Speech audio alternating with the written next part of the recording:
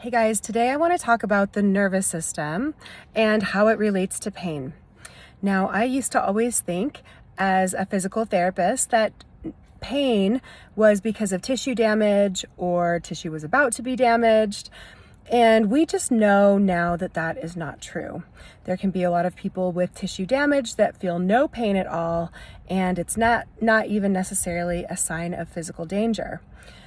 What the nervous system does is it communicates with the brain and it connects all throughout the body, monitoring all of the body's systems, controlling them, and being this kind of intermediary between the body and the world. So being on the lookout for dangerous things in the world and telling our body to react, with some of those survival responses, fight or flight or freeze or fawn.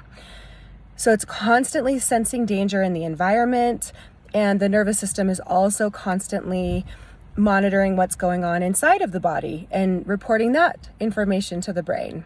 And then the brain is transmitting information through the nervous system as well back to the body as far as, where to produce pain, which neural pathways to activate, which nervous system state to be in to most adequately survive.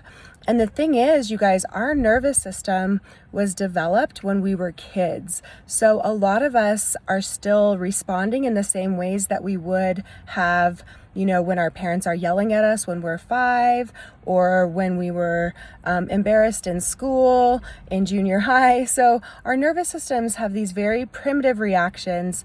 It's subconscious, so we're not thinking about it. We're not like, oh man, sending this email is really dangerous. But our subconscious and our nervous system is just always trying to help us save time, be efficient with the subconscious mind, so that we're not, having to think of all of these things all of the time, what could be dangerous. It just happens subconsciously, and we automatically tense, or we automatically feel heavy and lethargic and fatigued. These different nervous system states produce different reactions in the body, which makes sense, right? If we're going to survive, either we're going to tuck up in a ball like a turtle or like a possum and play dead and just try to freeze, or we might try to outrun by flight. We might try to, do a lot of things and be perfectionistic. We might go into fight, but all of these things are just determined at the nervous system level. Now, it doesn't mean that it's permanent. All of this can always be changed. But just knowing that when we go into freeze, it's probably because of all of our conditioning, what we've learned from the world, and what we learned as very young children, maybe even pre-verbally, some of this stuff. And our body responds in a certain way. And when our nervous system has been chronically stressed, when these stressors have been adding up for years and years and decades, then our body breaks down in different ways. That's one way to view, these autoimmune disorders, chronic pain, chronic disease. What I had, ulcerative colitis, irritable bowel syndrome. When you're chronically in a stressed out state, your digestion is not as important, right? If you're running from a tiger, your digestion shuts off. And since I was in flight so much, being really hard on myself, being a perfectionist, trying to do things all the time, never relaxing, and then I would also sometimes go into freeze, which also is just shutting down your digestive system and making you tired, and even holding on to fat storage when you're in freeze. All of these body functions are actually mediated. Your immune system response, your inflammatory responses, they're all mediated by the nervous system. So instead of finding all of these diagnoses and trying to fix each individual one, like, oh, your heart is racing and you have high blood pressure, well, those are both signs of fight or flight, right? It's not necessarily that your heart is malfunctioning and you need, blood pressure medicine. Now, I'm not going to, give medical advice here, but just thinking of it this way, just think to yourself of the survival responses, how they affect your body. If you want to learn more about it, I have tons of free information in my nervous system modules about these survival states, I didn't realize I was living in survival states pretty much my whole life. I was raised to be like a really good girl with a lot of rules.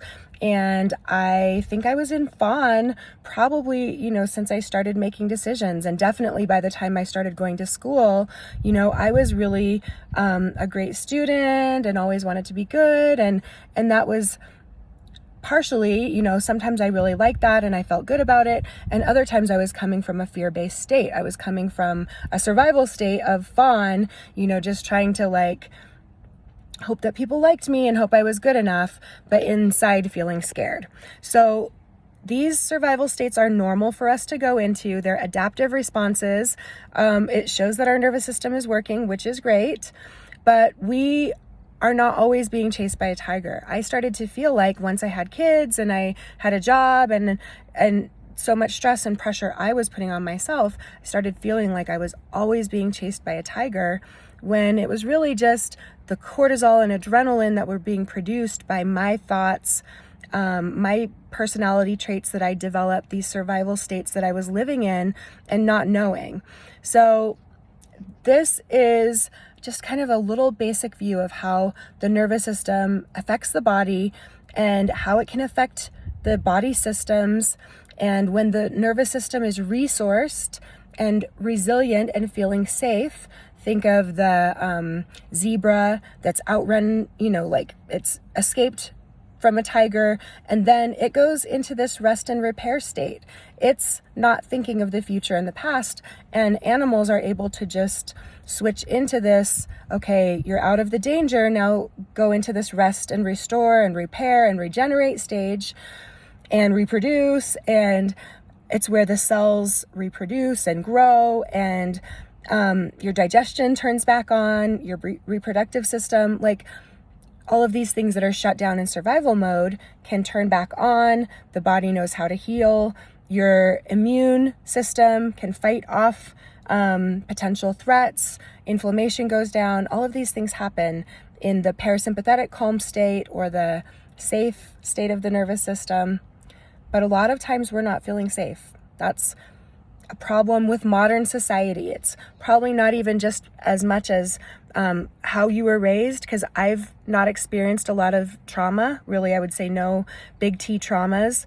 Well, I did have a car accident in my youth, but like I just remembered that actually, like I'd kind of forgotten about that as a trauma, but like I wasn't abused. I had a great family. I wasn't neglected, but I still had a lot of little T traumas that added up to me being scared all the time, me being in a hypervigilant state, my digestion shutting off and developing this chronic disease, this autoimmune disease that was totally reversed when I learned how to be kinder to myself, how to enjoy my life, how to have self-care really without feeling selfish and beating myself up. And these things, when you're in that calm state of the nervous system, your body knows how to go into that healing state. And so really that's what I teach, and that's what I emphasize, is getting into that rest and repair state frequently, like starting with once a day, but like doing it more and more and more and making that more a part of your life. Not only will it feel better to not be in constant stress, but also it's so much healthier for your body. So anyway, that's all I have for today. And that was a little longer video today, but I could go on and on and on about the nervous system. Definitely check out my free nervous system modules. I'll have the link below if you want more basic information about the nervous system, how it affects your body, and how to regulate it so you can start feeling better. All right. Thanks, guys. Bye.